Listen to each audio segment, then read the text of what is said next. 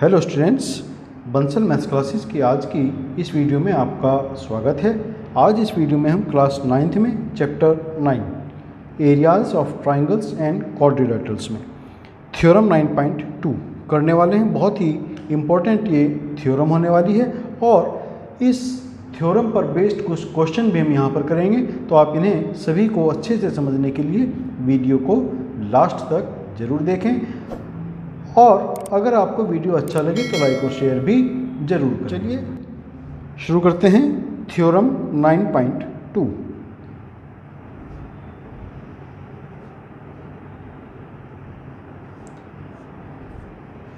इस थ्योरम का स्टेटमेंट क्या है?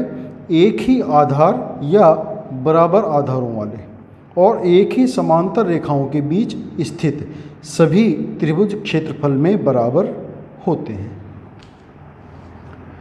Triangles on the same base and between the same parallels are equal in areas.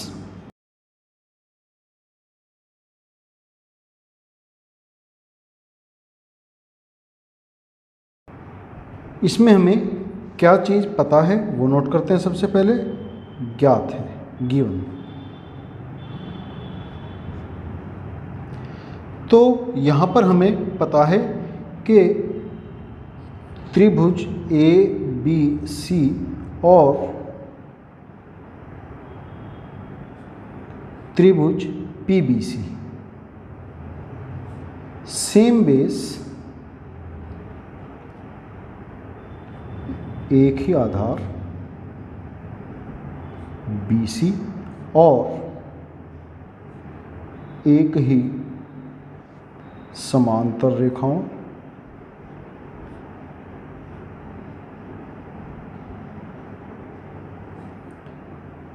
BC समांतर MN के मध्य स्थित है। ये हमें पता है। इसके अंदर इसके लिए फिगर जो बननी है वो फिगर हम बनाएंगे यहाँ पर। पहले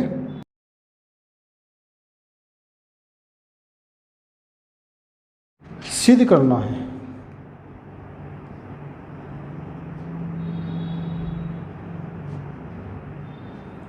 कि दोनों ट्राइंगल्स का एरिया सेम है। यहाँ पर ये हमें इसके अंदर सिद्ध करना है। Area of triangle A B C equal है area of triangle P B C. ऐसा करने के लिए यहाँ हमें कुछ कंस्ट्रक्शन अपनी तरफ से करनी होगी। क्या कंस्ट्रक्शन करेंगे हम? पहले हम वो कंस्ट्रक्शन कर लेते हैं कि AC के समांतर एक रेखा हम खींचेंगे B से होते हुए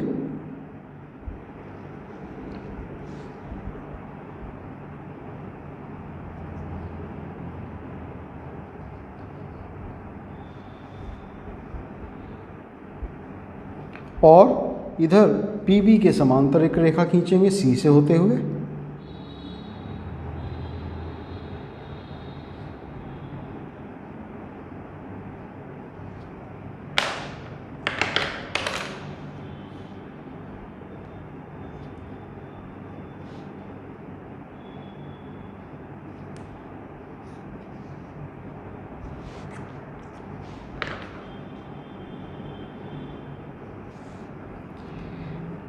AC के जो समांतर हमने रेखा ड्रॉ की उसने MN को पॉइंट D पर इंटरसेक्ट किया और PB के जो समांतर हमने रेखा खींची उसने MN को पॉइंट Q पर इंटरसेक्ट किया। तो यही रचना हम यहाँ पर लिखेंगे। AC के समांतर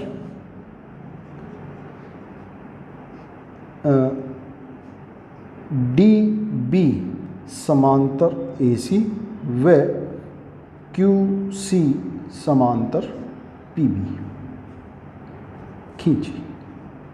ये हमने इसमें अपनी तरफ से एक कंस्ट्रक्शन की है। तो ये हमारी यहाँ पर रचना हो गई। अब हम इसको सिद्ध करेंगे। उपपत्ति DB जो हमने AC के समांतर खींची, DB समांतर AC और BC समांतर डी है। तो इसलिए डी बी सी ए एक समांतर चतुर्भुज हमें यहाँ पर मिलता है, और ए बी इसका डायगोनल है, विकर्ण है।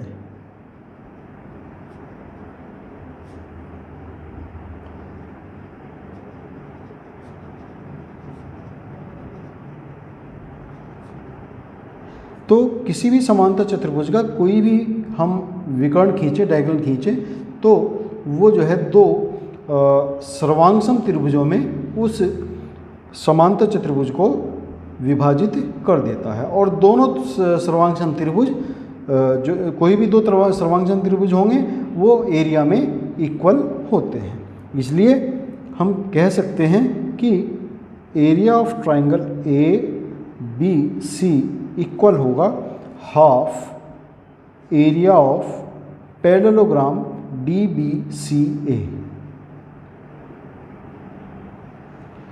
इसी तरीके से सी क्यू समांतर है पी बी के, और बी सी समांतर है पी क्यू के। इसलिए पी बी सी क्यू एक समांतर चतुर्भुज है, और पीसी इसका एक विकर्ण है। तो यहाँ पर भी वही बात लागू होगी। इसलिए area of PBC, triangle PBC equal होगा half area of parallelogram PBC Q. इसको अगर हम एक कहें और इसको हम इक्वेशन नंबर 2 कह सकते हैं। अब समांतर चतुर्भुज डी बी सी ए और पी बी सी क्यू दोनों एक ही आधार BC और एक ही समांतर रेखाओं MN समांतर BC के मध्य स्थित हैं। तो इससे पहले वाली एक्सरसाइज में हमने ये थ्योरम पढ़ी थी कि यदि कोई दो समांतर चतुर्भुज एक ही आधार और एक ही समांतर रेखाओं के मध्य स्थित हों तो उनके क्षेत्रफल बराबर होते हैं। इसलिए area of D B C A equal होगा area of P B C Q.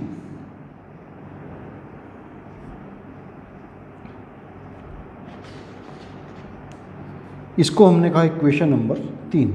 तो इक्वेशन नंबर 1, इक्वेशन नंबर 2 और इक्वेशन नंबर 3 से equation 1, 2 and 3 from equation number 1, 2 and 3 हमें मिलेगा area of triangle A B C equal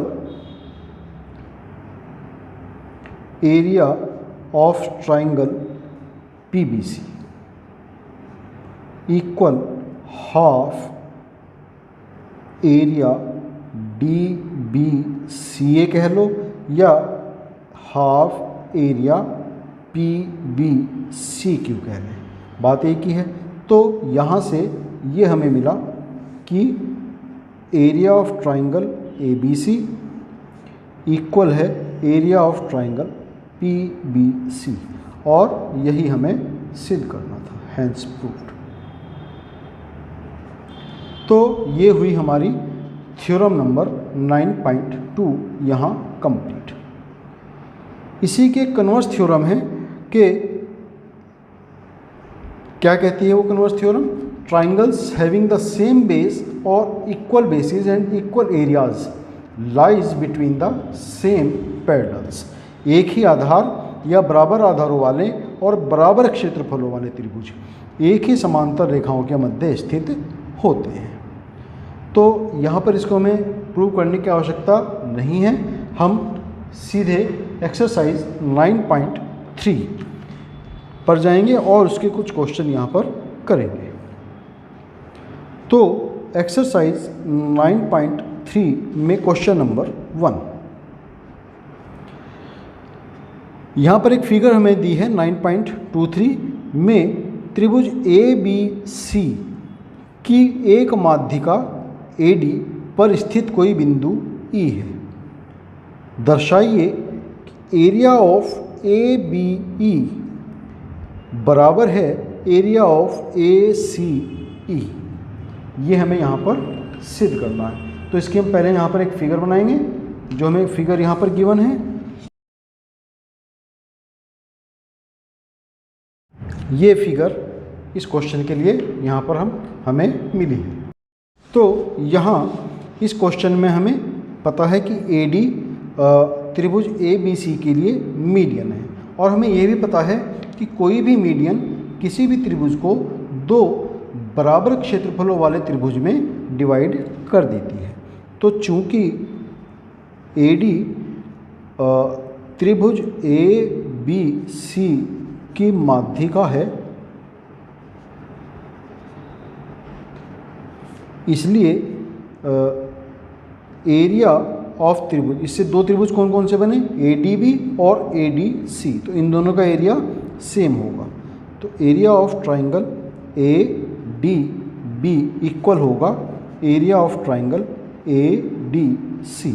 इसको हम कह सकते हैं इक्वेशन नंबर 1। उसी तरीके से त्रिभुज EBC में ED मीडियन है, ED माध्यिका है, ED त्रिभुज EBC की माध्यिका है। तो यही वाली बात यहाँ पर लागू होगी, इसलिए area of triangle EDB equal होगा एरिया ऑफ ट्राइंगल EDC। इसको हमने कहा equation number 2। Subtract equation number 2 from equation number 1। Equation 2 को इक्वेशन 1 से घटाने पर, तो एरिया ऑफ ट्राइंगल ADB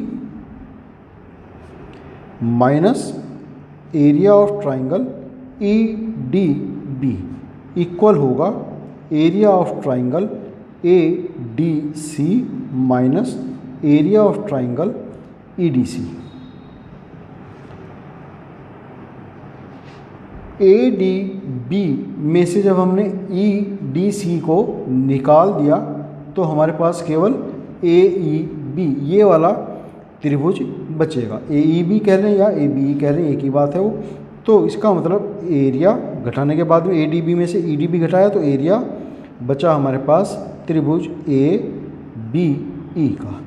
उसी प्रकार से ADC में से EDC घटाने पर हमारे पास रहेगा केवल ACE। तो एरिया त्रिभुज AEC, और यही हमें यहाँ पर सिद्ध करना था, हैंस प्रूव्ड। तो स्टूडेंट्स, आज हमने थ्योरम 9.2 और एक्सरसाइज 9.3 में क्वेश्चन नंबर 1 यहाँ कंप्लीट किया है। नेक्स्ट वीडियो में हम एक्सरसाइज 9.3 के ही कुछ और आगे के सवाल प्रश्न हल करेंगे। आप उन सभी क्वेश्चंस को समझने के लिए वीडियो को, हमारे आने वाले सभी वीडियो को देखते रहें। तब तक के लिए आपको शुभकामनाएं और आपका बहुत धन्यवाद।